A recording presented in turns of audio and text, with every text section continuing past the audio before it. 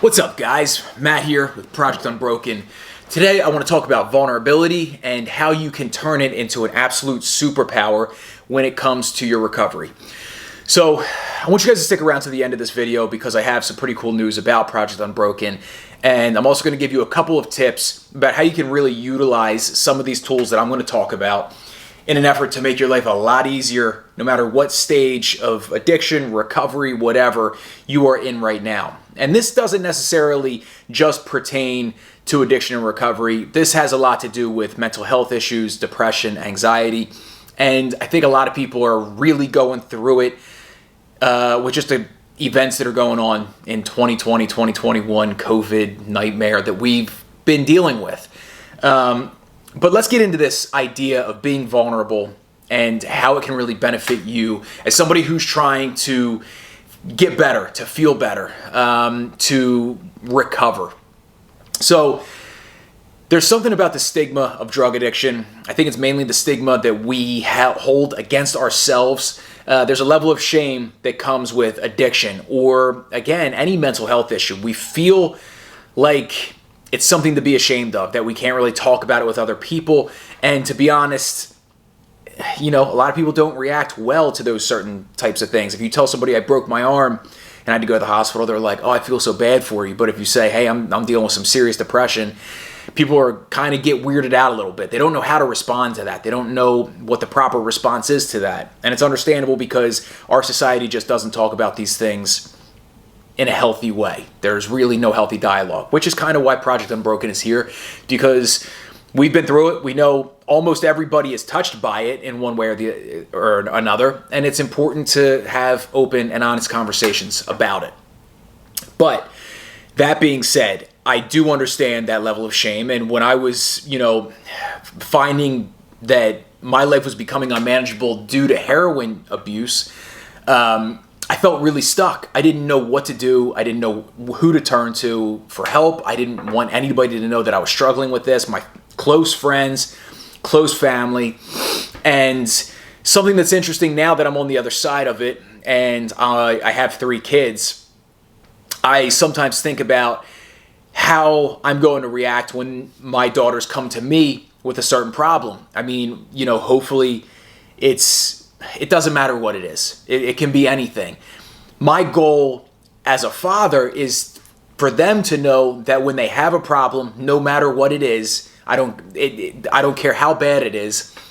My goal is that they feel a level of comfort that they can bring that problem to me and talk to me about it and allow me to help them out of it. And I'm talking about if that's substance abuse issues, mental health issues, if they get in trouble for whatever they need help with, I need to be there to help them out of it because I might have a solution that they're not aware of just because I've been around for longer.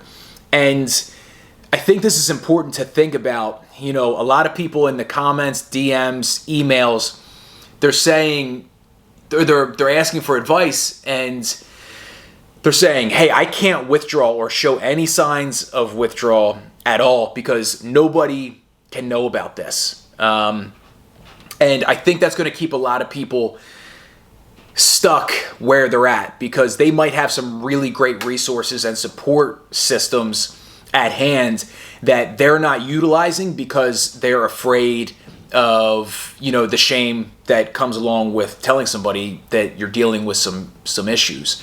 But again, when I'm on the other side of it, now I look and see if my kids were going through something like this, or if a close friend of mine was going through something like this, the first thing I would want them to do is come to me to talk about it. That's the very first thing. And then we could come up with a game plan, take some of their anxiety away and say like, hey, this is not weird or normal or anything or unnormal or anything to be ashamed of. A lot of people find themselves in this situation. Let's put together a game plan to help you get out of it. And right off the bat, I know if that happened to me, which it kind of did, you feel a sense of empowerment and like you're not on your own 100% on this thing. You still got to do the hard work. You still got to, check off all the boxes and put the time in towards your recovery. But if you have somebody that loves you and that cares about you and you love them and care about them, this conversation or them knowing about the thing that you're struggling with is probably not going to be as terrible as you think it's going to be. It might be hard to bring up, but something that I think is really important to understand: if you are struggling with addiction, if you're struggling with your recovery, you're going through a maintenance program and you're trying to hide it, I guarantee you the person that you don't want finding out about this issue knows that something's not right. They know that something's off with you. And I see it all the time. I've been through it all the time. I've had these conversations where people I care about, after the fact, they were like, we knew something was up. It was tearing us apart. We just didn't know what it was. We didn't want to accuse you. We didn't want to kind of put you on the spot or make you feel ashamed or embarrassed, but like we didn't know what to do. So if you're trying to hide something from somebody that you deeply care about and you don't want them to be ashamed of whatever it is that you're hiding, I promise you what you're putting them through by just not living in alignment with your truth and what's happening, that's probably more harmful than them finding out exactly what's going on and allowing, shining some light on what's going on with you. Because we can't hide those things. When we're living literally a lie 24/7, it's just the people we care about know. It just is what it is. And they, again, a lot of times, because they love us so much, they don't want to point a finger or accuse us of doing something. But don't think you're doing them any favors by, not being upfront with them and seeking help. They will feel 100% more comfortable if you say, look, I don't know how this happened. I'm in this situation. I'm scared. I could use some help. It's going to turn out 99% of the time a good thing. What's the worst that can happen in that other 1% of the time? They yell at you. I mean, Jesus Christ, are you not already dealing with enough shit? Like, if somebody, does yell at you, is it going to be the end of the world? Chances are you might really have a much easier shot at recovery and building your support system and building trust with these people than you think you might have. I promise you it's going to be better than you think it is. Now, when we're talking about vulnerability with addiction in general, I'm not saying that you need to tell the entire world about it. I'm not saying that you need to, shout from the rooftops what your issues are, but it's definitely not something you should keep buried inside, because that just creates turmoil, it creates stress, and it's going to make your life difficult in more ways than one. So if you feel like there's somebody that you care about and that you love and that cares about you and loves you, I suggest that you try to sit them down for a conversation. I know it's not the easiest thing in the world. I know it's difficult. But again, we start talking about, what's more difficult. Having a tough conversation that could lead to a lot of good and clarity in your relationship and relieve you of a lot of stress and, provide you with a great support system. Or do you want the difficult of living a lie 24/7 and just knowing that these people that you care about are just unsure of what's going on with you and you never feel good about yourself? It's that decision between the two difficulties that we talk about a lot. And I think, having that discussion can save you a lot of time in the long run. A lot of time, a lot of energy, a lot of broken relationships. Because, again, when we keep this stuff to ourselves, it damages a lot of parties involved. But I'm going to leave that there for the vulnerability piece for today. Moving forward, some things that are going on with Project Unbroken that are pretty cool, and I'd love to hear some suggestions from you guys if you have them. I've been getting a lot of DMs through Instagram. I'm trying to post more on Instagram. You're going to see this on Instagram as well as on our YouTube channel. And again, whatever one you see this on, if you're not following the other, please do me a favor, like, subscribe, comment, share.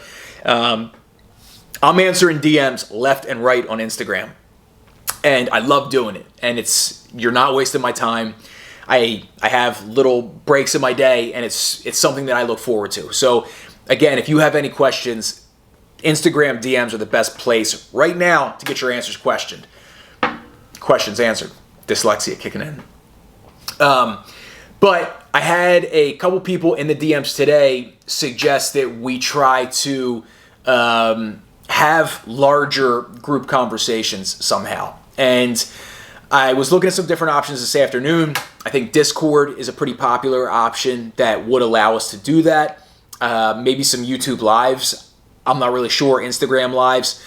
I'm not positive what avenue we're going to take with this yet. The issue is this will all be new to me. I would love to do it. I'm looking forward to doing it, but I'm not sure exactly which way to tackle that quite yet. So I think I'm going to take a look at Discord and try to set up a channel or page or whatever they're called. I don't know much about Discord, but I'm going to see how that goes. And probably at this point set up bi-weekly meetings. Probably going to limit the number of participants just so it doesn't get bombarded. But I want to have a chance to, talk to you guys in a more real-time type of way. So if you have any suggestions, leave me a comment and just tell me what you would prefer for a kind of conversation like that that's more back and forth instead of me reading a DM and then relaying it by the time I can get a video uploaded. I know it can be a little bit time consuming. And other than that, hit me up in the DMs on Instagram, leave comments, hit us up on our email. Also, sign up for our newsletter. There will be a link below on this. The first one goes out this coming Sunday night, and I'm going to try to do that weekly. It's on Substack, and it looks like a pretty cool setup. So, again, I'm just trying to provide you guys with as much information and advice as I can. I think that Project Unbroken is making some traction. I see a lot of people that have been getting either onto a maintenance program or off of their maintenance program and just really having a lot of success, and they are starting to kind of push their success onto others and encourage other people. So this conversation that we have like this right now is having more of a ripple effect than I think Greg or I ever intended in the beginning, but it's really cool to see. And I just want to keep that momentum going. I think together, if we keep having these open and honest conversations, we can make this world a better place and we can help a lot of people. And I'm talking about you and me, like whoever you are. Like, believe me, when we have conversations, when you leave comments, when you leave DMs, when you leave emails, that stuff sticks with us. It changes the direction that Project Unbroken goes in. So you are a part of this. This is a living thing, and it's making a difference. So thank you for all of your support and encouragement and comments and DMs, and it's awesome. And we wouldn't be here if it weren't for you guys keeping us going. So again, thank you. Like, share, comment, subscribe, follow us on YouTube, sign up for the newsletter, check out updates on this Discord thing, and I'll talk to you guys soon. Have a great night.